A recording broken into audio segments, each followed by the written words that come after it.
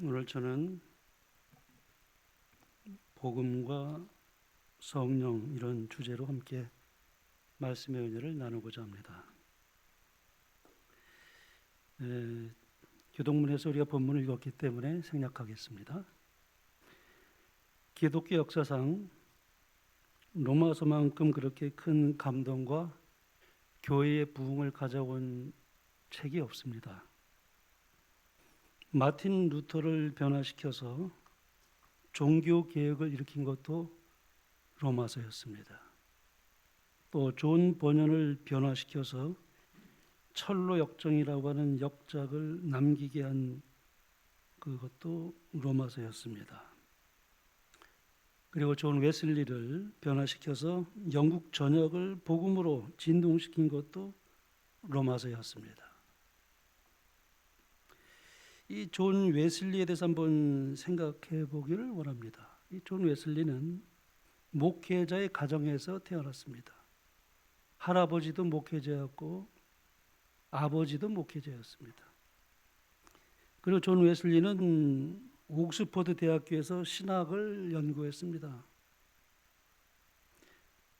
목사 안수를 받은 후에 그는 캠퍼스에서도 아주 엄청난 그런 소그룹 활동을 펼쳤을 뿐만 아니라 선교의 열성이 있었기 때문에 미국으로 가서 이제 오하이주에 있는 향하는 그 배에 오르게 되면서 인디안 선교를 위해서 아주 열심히 그렇게 외방 선교를 했던 선교사였습니다. 근데 그가 이제 선교사로 떠나는 미국으로 떠나는 그 배에 올랐을 때 모라비안 교도들을 보니까 그가 처음에는 모라비안 교도들을 알지 못하고 그렇게 이제 그 배에 올랐는데 나중에 이제 그 배를 타고 가다가 아주 큰 폭풍을 만나요. 정말 배가 뒤집힐 뻔한 그런 전복할 수 있을 만한 그런 아주 엄청난 그 폭풍을 맞이하면서 굉장히 겁에 질려서 이제 죽음의 공포에 떨었다 그랬습니다. 그런데 그 배에 같이 올랐던 모라비안 교도들을 보니까 전혀 다른 모습이었습니다. 서로 손을 잡고 찬송을 부르며 아주 평안한 마음으로 예배 드리는 모습을 보게 되었습니다. 그리고 시편을 낭송하며 예배를 드리고 있는데 전혀 죽음을 두려워하지 않는 그들의 모습을 보았습니다. 그들이 어떻게 이렇게 예배를 드릴 수 있을까? 어쩌면 저렇게 평화로움을 가지고 죽음에 대한 그런 두려움도 없이 예배를 드릴 수 있을까? 웨슬리는 이 광경을 보면서 그의 뇌리에 지울 수 없는 깊은 감동을 받게 됩니다. 폭풍이 이제 잔잔해지자 웨슬리가 그들 중 한 사람에게 물었어요. 당신들은 두렵지 않았나요? 아니요, 우리는 하나님의 은혜로 조금도 두렵지 않았습니다. 아이들은 두려워하지 않았을까요? 아니요, 우리 아이들도 죽는 것을 두려워하지 않습니다. 존 웨슬리는 그 모라비안 교도들과 이제 배에서 한동안 같이 이제 함께 지내는 시간을 가지게 되었는데요. 함께 지내는 동안 이 웨슬리는 그들의 그리스도인의 그 삶에 깊은 감동을 받게 됩니다. 자기가 가지고 있지 않은 뭔가 마음의 어떤 평안과 구원의 확실히 그들에게 있다는 것을 감지합니다. 그리고 그가 이제 미국에 도착해서 인디안 선교에서 이제 열심을 냈지만 이제 그가 실패를 경험합니다. 그리고 영국에 돌아와 한동안 영적인 침체에 빠집니다. 하루는 그의 어릴 적 친구가 찾아왔어요. 저 골목길에 작은 집이 하나 있는데 거기에 기도회가 있다고 하는데 우리 같이 가지 않겠나? 제안을 한 것입니다. 처음에는 마음에 내키지 않았어요. 그런데 친구의 제안을 거절하면은 그의 마음을 상하게 할 것 같아서 이제 결국 이제 기도회에 같이 참석하게 됩니다. 가보니까 그 기도회는 이전에 배에서 만났던 모라비안 교도들의 집회였습니다. 그 기도회에서 어느 평신도가 설교단에서 낭독하고 있는 것을 보았습니다. 그 낭독문은 마틴 루터가 쓴 로마서 서문에 있는 내용이었습니다. 근데 거기에서 그 낭독문을 듣고 있던 이 웨슬리가 그 낭독문을 듣는 중에 그의 마음이 아주 뜨겁게 달아오르는 것입니다. 그가 말한 것이 여기 각세대증투에 이렇게 기록되어 있습니다. 나는 마음이 이상하게 뜨거워지는 것을 느꼈다. 나는 구원을 얻기 위하여 오직 그리스도만을 신뢰한다는 것을 느꼈다. 그리고 그리스도께서 나의 죄를 제거하시고 나를 죄와 사망의 법에서 구원하여 주신 데 대한 확증을 얻었다. 여러분 아시는 대로 이 웨슬리는 옥스포드에서 신학을 공부했습니다. 그리고 이 캠퍼스를 대학 생활하는 동안에 얼마나 이 거룩한 운동을 펼쳤는지 그가 굉장히 아주 열심히 있는 학도였고 열심히 있는 전도자였고 그리고 선교사였고 그런데 그가 언제 회심한 것입니까? 모라비안 교도의 평신도가 읽어준 마틴 루터가 기록한 이 로마서 주석 서문을 읽고 회심한 것입니다. 그럴 수 있습니까? 얼마든지 그럴 수 있습니다. 우리가 30년 동안 신앙생활 해도요 복음을 깨닫지 못할 수 있습니다. 우리 윤부철 장로님 그렇게 간증하지 않았습니까? 열심적으로 아주 봉사도 하고 말씀대로 살기도 아주 노력했고 30년 동안 그렇게 열심히 신앙생활하면서 앤드루스에서 세미나리에서 교수들의 그 믿음으로 말미암는 의에 관련된 복음을 듣고 그분이 거기서 복음을 깨달았다고 했습니다. 30년 넘도록 허송 생활을 보냈다. 그렇게 간증을 했습니다. 여러분, 저는 여기서 이 웨슬리를 한번 생각해 보았습니다. 웨슬리가 그 마틴 루터의 주석, 그 로마서 주석의 서문을 읽고 회심했다? 그 제가 한번 읽어봤습니다. 어떤 내용이 이었길래 웨슬리가 회심을 했을까? 어떻게 뜨거운 감동을 그가 받고서 그리고 나서 그가 그 기별을 깨닫고 회심하고 난 후에 이 영국 전역을 뒤흔들어 놨을까 궁금했어요. 그래서 제가 아주 천천히 기도하는 마음으로 마틴 루터의 그 로마서 주석 서문을 읽었습니다. 물론 아주 굉장히 복음이 담겨 있었습니다. 그때 당시에는 행함으로 구원받는다고 하는 사상이 아주 팽배해 있었습니다. 웨슬리도 그 중에 하나였어요. 그가 그때서야 복음을 깨닫게 됩니다. 여러분, 제가 엘렌 G 화이트의 글을 읽으면서 생각해 보았습니다. 제가 여러분 설교할 때 엘렌 G 화이트의 글을 많이 인용합니다. 그렇죠? 어떤 때는 긴 인용문도 읽을 때가 있습니다. 낭독합니다. 그것이 여러분들에게 부담이 되지 않게 되길 간절히 바랍니다.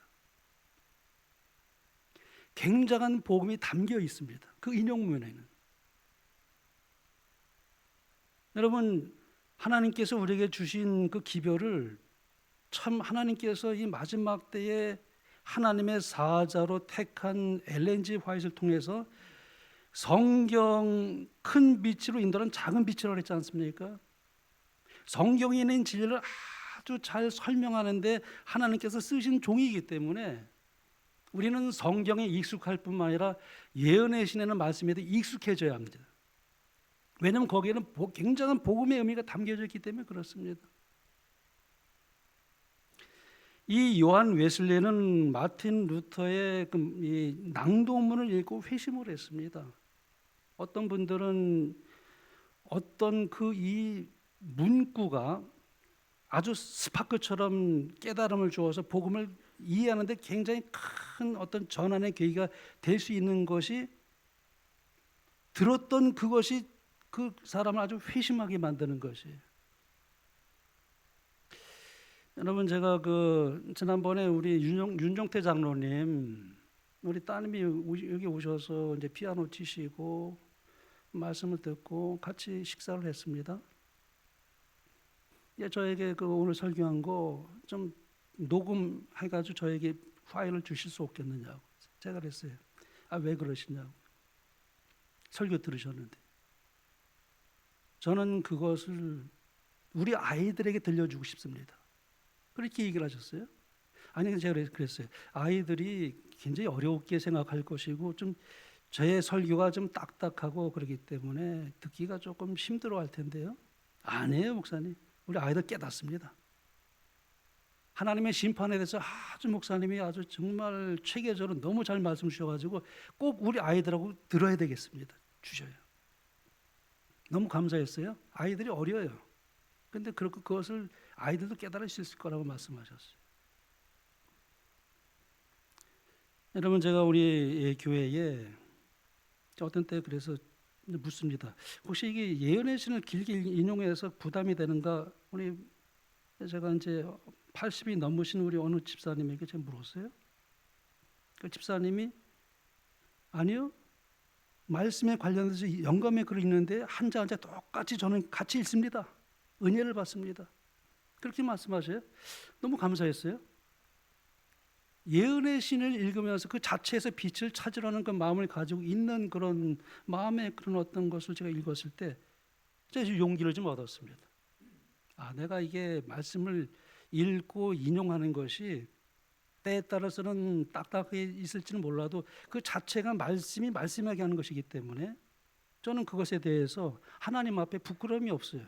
왜요? 복음을 전하는 데 있어서 그게 굉장히, 저는 기도하는 심정으로 말씀을 준비하고 인용절 택하는 것도 굉장히 기도하면서 말씀을 준비하기 때문에 그렇습니다. 제가 우리 재림연수원에 우리 목회자들이 연수를 가지 않습니까? 엄기용 목사님이에요. 그분이 이제 처음 초대 재림연수원장이었습니다. 근데 그분이 참 아주 영성 있는 분으로 많이 이렇게 알려져 있고 그분의 설교가 참 좋아요. 근데 우리가 이제 새벽에 그분 이제 초대 원장이시니까 새벽 기도할 때 그분이 이제 꼭 새벽 말씀을 주셔요. 근데 그분이 자신의 설교를 안 하셔요. 예언의 신만 읽습니다. 어디서 그렇게 발췌했는지 아주 필요한 말씀만 발추려가지고 그냥 30분 내내 그것만 읽고 그냥 나가셔요. 근데 제가 굉장한 은혜를 받습니다. 저만 그런 게 아니에요. 예언의 신 그냥 읽는데 그냥 감동을 받습니다. 여러분, 제가 이 설교 시간에 예언의 신 읽는 거에 대해서 부담을 갖지 않게 될 간절히 바랍니다. 그 자체가 하나님께 주신 기별이기 때문에 그렇습니다. 제가 여기 이렇게 보면은 이렇게 말씀했습니다. 엘렌 G. 화이트에 대해서 여기 이렇게 말씀합니다. 청년 시절에 당신은 선지자입니까? 라는 질문을 여러 번 받은 적이 있다. 나는 그 질문에 대하여 답변하지 않았다. 나는 주님의 사자이다. 여러분, 엄청난 말 같지 않습니까? 나는 주님의 사자다. 많은 사람들이 나를 가리켜 선지자라고 부른다는 사실을 알고 있으나 나는 이 칭호에 대하여 아무런 주장도 하지 않았다. 나의 구주께서는 나에게 당신의 사자가 되라는 말씀하셨다. 사자가 되라고 말씀하셨다.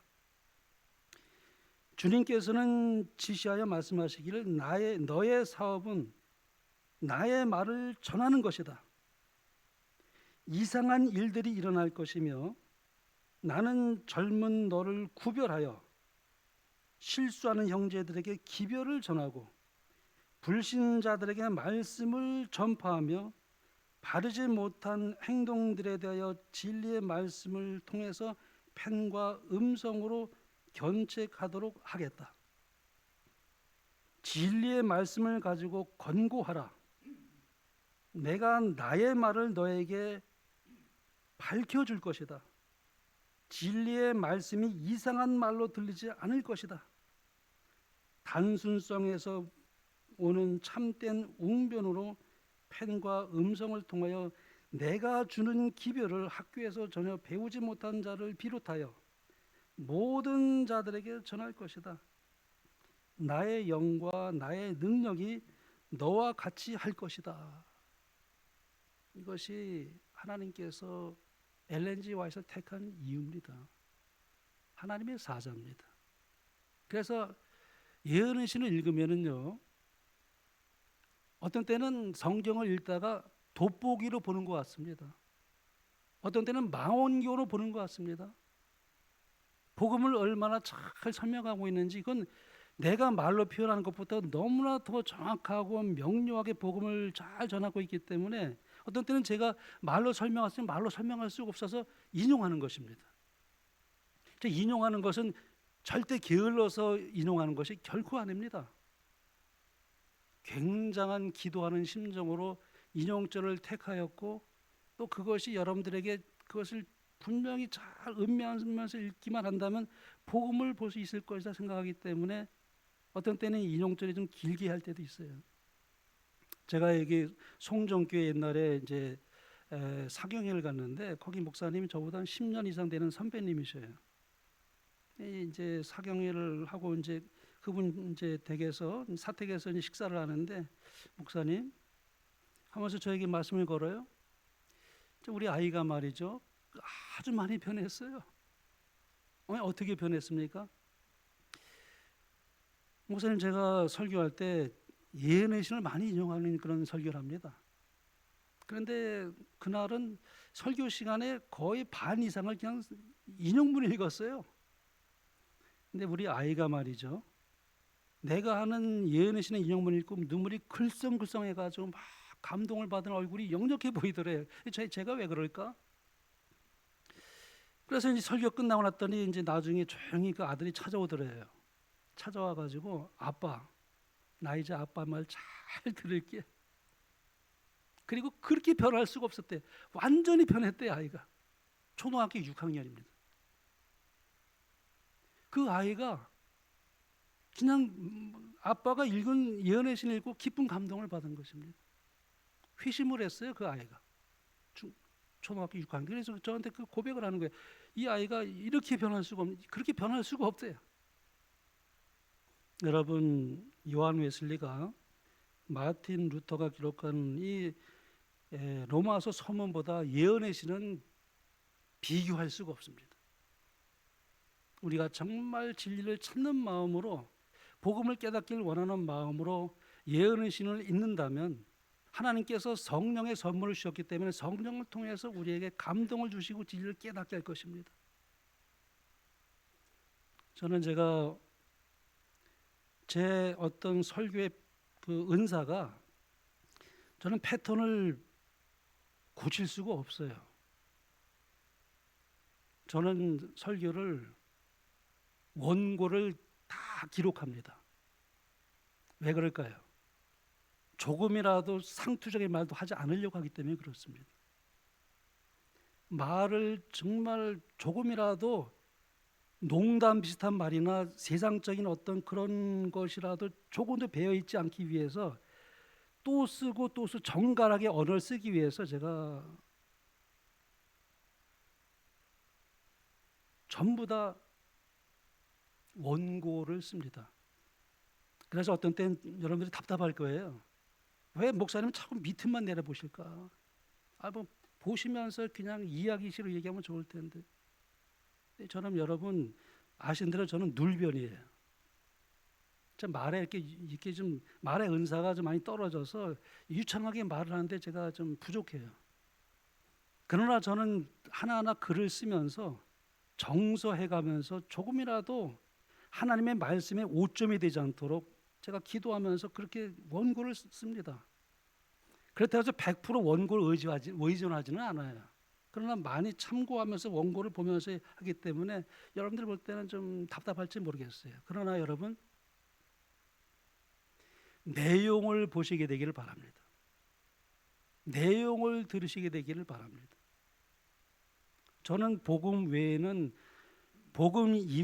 절대로 전하지 않을 거를 마음에 하나님 앞에 결심하고 하나님 앞에 그렇게 내 마음을 헌신했고, 그렇게 제가 하나님께 약속을 했어요. 복음 외에는 어떤 것도 전하지 않겠다고.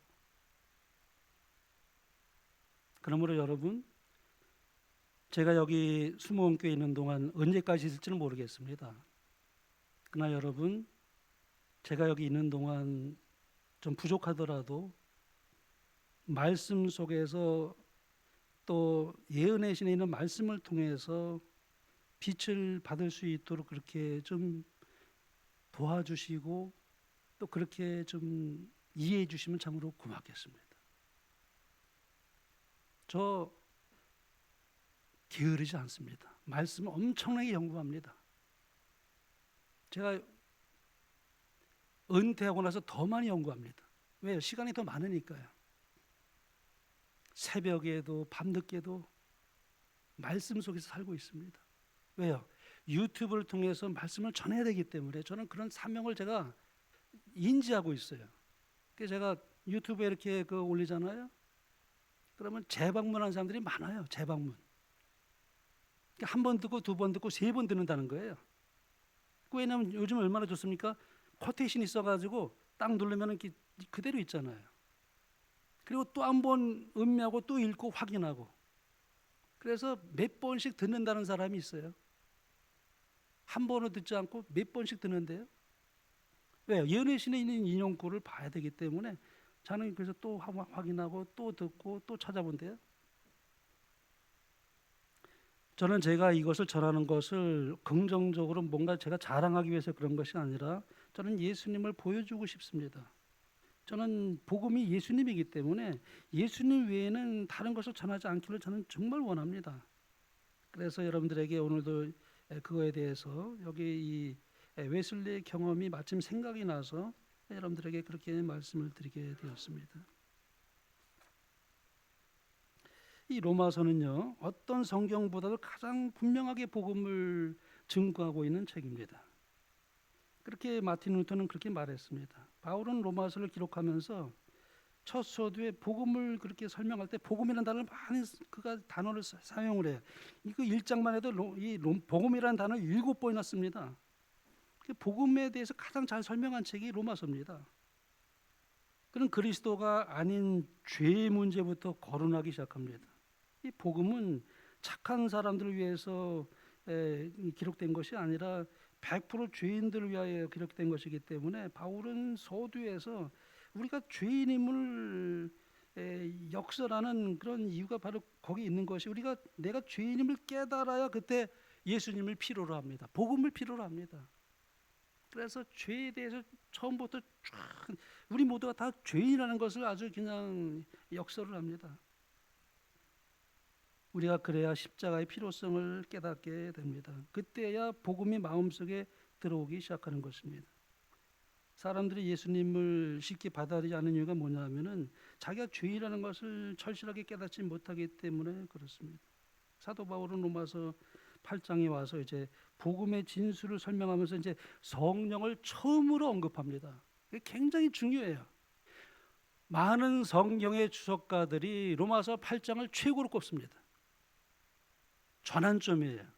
그때 처음으로 성령에 대한 언급이 나와요. 복음과 성령은 뗄래야 뗄 수가 없어요. 복음을 가장 잘 깨닫게 하시고 또 그분의 영이 우리의 영과 더불어 함께 역사하는 그 모든 것을 로마서 8장은 너무나 잘 설명해 주기 때문에 로마서 8장은 너무나 중요한 장입니다. 거기 이런 말을 하죠. 생명의 성령의 법이 우리를 죄와 사망의 법에서 해방하였다 그랬습니다. 우리가 예수님 믿기 전에는 죄와 사망의 법이 우리를 지배하고 있었습니다. 그러나 예수님 믿고 난 다음에는 새로운 힘의 지배를 받게 돼요. 여러분 그걸 느끼지 않습니까? 새로운 힘의 지배가 느껴지는 거 느끼지 않습니까? 그게 여기 보면 생명의 성령의 법이라고 그렇게 말합니다. 근데 우리가 문제는 뭐냐 하면은 이 새로운 법의 지배를 받고 있지만 내 안에는 여전히 죄와 상해망의 법의 지배를 받고자 하는 죄된 본성이 아직도 내 마음에 있기 때문에 문제입니다. 투쟁이 그래서 끊일 리 없어요. 투쟁이 우리가 예수님 오실 때까지 이 투쟁을 멈추지 않습니다. 죄와 사망의 법과 생명의 성령의 법이 서로 나를 그렇게 지배하기 위해서 계속 역사하셔요. 여러분 우리가 비행기를 타고 가다가 비행기가 뜨지 않습니까? 뜨기 전에 얼마나 질주합니까? 왜요? 뜨기 위해서. 만유인류의 법칙에 의해서 비행기는 계속 붙자만 올려고 만유인류 법칙은 계속 인력을 끌어당겨 중력으로. 그런데 비행기는 계속 달리다가 어느 정점에 올라서 이렇게 뜨잖아요. 어떻게 뜰 수 있을까요? 새로운 법의 지배를 받기 위해서 계속 달리는 거예요. 공기역학의 법칙입니다. 공기역학의 법칙은 상위의 법칙이에요. 만유인류의 법칙보다 상위의 법칙이라고 얘기해요. 그러니까 만유인류의 법칙이 계속 끌어당기는 하지만은 비행기를 끌어당기지만은 더 잡아들 수 없을 만큼 뭐예요? 결정적인 순간에 뜨면서 올라가요. 성령의 법이 바로 그러하다는 것입니다. 우리 이 땅에 살면서 여전히 죄의 법이 우리를 끌어당기는 것을 느껴요. 근데 참 놀라운 사실은 하나님께서 우리에게 성령을 선물로 주셨어요. 마음의 성령을 주셨어요. 그래서 내가 하나님께 마음을 두면은 성령께서 나에게 은혜 주셔서 말씀을 깨닫게 하시고 죄를 이길 수 있도록 우리에게 힘을 주시는 그 상위의 법, 성령의 법, 생명의 성령의 법이 작동하는 것을 우리는 회심한 사람들, 거듭난 자들은 그것을 경험합니다. 내가 옛날엔 참 제 가운데 살았는데 정서적으로 그게 싫어지는 겁니다. 그게 싫어져요. 세상에 놀던 것이 이제는 싫어지게 된다니까요. 정서적으로. 그리고 하나님의 것을 자꾸 찾게 돼요. 신령한 것을 좋아하게 돼요. 말씀을 사모하게 돼요. 교회에서 예배드리는 것을 아주 좋아하게 돼요. 찬양 부르는 것을 좋아하게 되고. 뭐가 작동하기 때문에 그렇습니까? 성령의 생명의 법이 나를 지배하기 때문에. 그러다가 또 우리는 어떤 또 넘어질 때가 있어요. 예수님을 바라보자면 여지없이 넘어집니다. 그런데 다시 내가 예수님을 바라보죠. 주여, 저는 죄인입니다. 저는 제 스스로 설 수 없는 죄인입니다. 다시 주님을 바라봅니다. 성령의 은혜를 간구합니다. 저의 죄를 용서해 주시고 저의 말로 실수한 것까지 다 주님께서 다시 제 마음속에 그것을 생각나게 해주셔서 자복하게 하시고 회개하시고, 그래서 다시 주님 앞에 서기를 원합니다. 이 마음을 하나님께 드리면은 성령께서 마음에 위로를 해주셔요.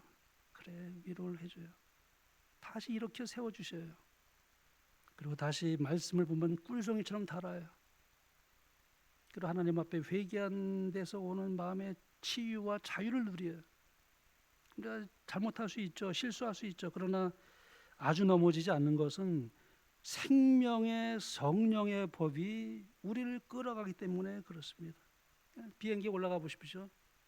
한참 올라가면 아주 그 비행기에 요동하지 않아요. 올라갈 때 얼마나 요동합니까? 막 그러다가 뭐 어떤 때는 저 기류를 타기도 하고, 그러다가 어느 선에 올라가면은 그렇게 평화를 수 없고 조용하게 하잖아요. 평화입니다. 성령이 나를 지배하면 마음에 평강이 밀려옵니다. 세상 걱정, 근심 모든 것이 다 떠나가게도 모든 것을 하나님께 맡길 수 있게 되고 하나님의 은혜를 찬양하고 싶은 마음이 막 솟아오르고 하나님께서 원하시는 그 뜻대로 살기를 원하는 심령이 자꾸만 솟아오르게 되는 거예요.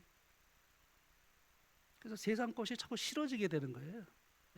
내가 일부러 그런 게 아니라 그게 하늘나라의 적합성을 이루어간다, 그렇게 화이프는 그렇게 표현을 했습니다. 하늘나라에 살기 위해서 적합해져 가는 훈련이와 경건의 그 모든 연습이 이 땅에서 이루어지기 때문에 죄된 본성이 나를 끌어가고 있지만은 그렇기 때문에 더 죄를 미워하게 되고 죄를 가증스럽게 여기고 그래서 죄를 멀리하게 되는 그 심령이 뭐냐면 아주 지긋지긋하게 그 죄를 아주 그냥 아주 가증스럽게 생각할 정도로 점점 죄가 싫어지는 겁니다. 그래서 신령한 것을 추구하고 말씀을 사모하고 그래서 그 하나님의 뜻을 찾게 되고 하나님을 아는 것이 최고의 기쁨이에요. 하나님의 품성을 알고 그분을 닮아가는 것이 가장 최고의 기쁨이에요. 그것이 나의 사는 목적이다라고 그렇게 이제 바뀌어지는 것이 그게 이제 성령께서 내 마음에 역사하신 강력한 증거입니다. 여기 그 고린도후서 1장 22절에 저가 또한 우리에게 인치시고 보증으로 성령을 우리 마음에 주셨느니라. 인치심을 받았다는 것은 하나님의 자녀로 도장을 찍었다는 말씀이죠. 성령께서 우리 마음에 들어오시면 우리의 영과 더불어 우리가 하나님의 자녀인 것을 증거해 주십니다. 그래서 내 자신을 보는데 구원의 확신이 있지 않습니다. 구원의 확신은 주님을 바라보는 데 있습니다. 그래요. 주님께 다 모든 것을 맡기게 돼요. 살든지 죽든지 사도 바울처럼 그리스도께서 내 안에 들어오셔서 그분의 영광이 나타나기를 바라는 심령으로 그리스도의 고난에 참여하는 것을 가장 큰 기쁨으로 여기게 되는 것입니다. 이제 제가 이 말씀을 읽고 마치겠습니다. 여러분 로마서 이렇게 말씀합니다. 만일 너희 속에 하나님의 영이 거하시면 너희가 육신에 있지 아니하고 영에 있나니 누구든지 그리스도의 영이 없으면 그리스도의 사람이 아니라. 14절 무릇 하나님의 영으로 인도함을 받는 사람은 곧 하나님의 아들이라. 성령이 친히 우리의 영과 더불어 우리가 하나님의 자녀인 것을 증언하시나니 자녀이면 또한 상속자 곧 하나님의 상속자요라고 하면서 이렇게 쭉 말씀하십니다. 그 다음에 이제 조금 길지만은 이 말씀을 이제 결론해서 읽고 마치겠습니다. 오직 하나님이 성령으로 이것을 우리에게 보이셨으니, 여러분 우리가 똑똑해서 깨닫는 건 절대 아닙니다. 성령께서 보이셨기 때문에 깨닫는 것입니다. 성령은 모든 것, 곧 하나님의 깊은 것까지도 통달하시느니라. 하나님의 뜻을 깨달아 알 수 있고 하나님께서 나를 선택하신 목적도 깨달을 수 있고 이 구속의 오면을 깨달을 수 있고 그 모든 것이 뭐냐면 하나님의 깊은 것까지 통달하신 성령께서 우리에게 보이시기 때문에 그렇습니다. 사람의 일을 사람의 속에 있는 영 외에 누가 알리요? 이와 같이 하나님의 일도 하나님의 영 외에는 아무도 알지 못하느니라. 우리가 세상의 영을 받지 아니하고 오직 하나님으로부터 온 영을 받았으니 이는 우리로 하여금 하나님께서 우리에게 은혜로 주신 것들을 알게 하려 하심이라.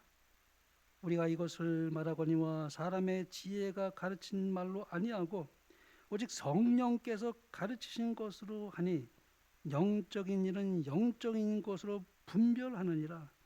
육에 속한 사람은 하나님의 성령의 일들을 받지 아니하나니 이는 그것들이 그에게는 어리석게 보이며 또는 그는 그것들을 알 수도 없나니 그러한 일은 영적으로 분별되기 때문이라.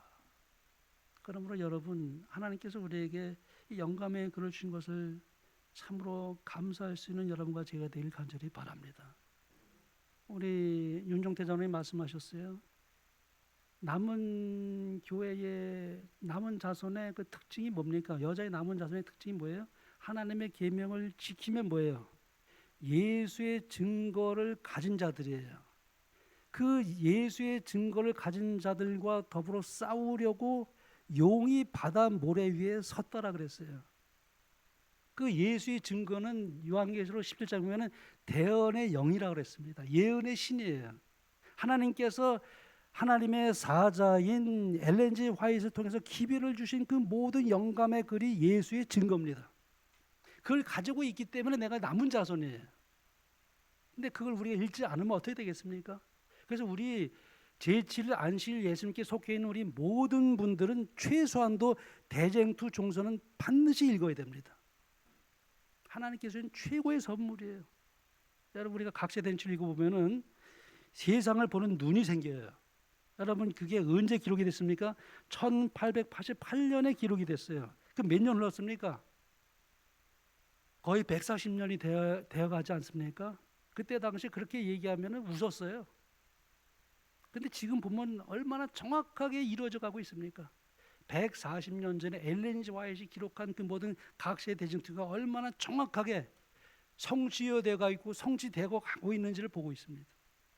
우리 한국의 정치적인 현실, 미국의 정치적인 현실, 세계의 모든 정치적인 현실을 볼 수 있는 영적인 그런 눈은 선악의 대징투의 관점에서 봐야만 정확하게 봅니다. 어떤 누구의 어떤 뉴스를 듣고 내가 깨닫는 것이 아니라, 여러분 시세를 아는 것은 하나님께서 성령을 통해서 깨닫게 하시는데 각시대 징표를 읽어보십시오. 우리 이 삶의 현주소를 알게 되고 정치 돌아가는 것도 알게 되고 세상 돌아가는 것도 정확하게 알 수 있습니다. 이미 다 기록이 돼 있어요. 전 깜짝 놀랍니다. 얼마나 정확하게 증언의 말씀을 주셨는지 엘렌 G 화이트를 통해서. 반드시 우리가 그 경고의 기별을 읽어야 됩니다. 그래야 우리는 사단의 속임수에 넘어가지 않습니다. 얼마나 사탄이 우리를 속이는지요. 얼마나 많은 사람들이 속임을 당하고 있는지. 우리 재림 교인들도 속고 있습니다. 그런데 각시의 대징투를 읽어보십시오. 속아 넘어가지 않습니다. 정확하게 세상을 보는 눈이 생기게 되고 그걸 위해서 기도할 수 있게 되고 그리고 세천세 기별을 정하는 그 사명이 무엇인지를 깨닫게 될 것입니다. 하나님께서 저와 여러분에게 그런 축복을 주시기를 간절히 바라면서 말씀을 마치겠습니다.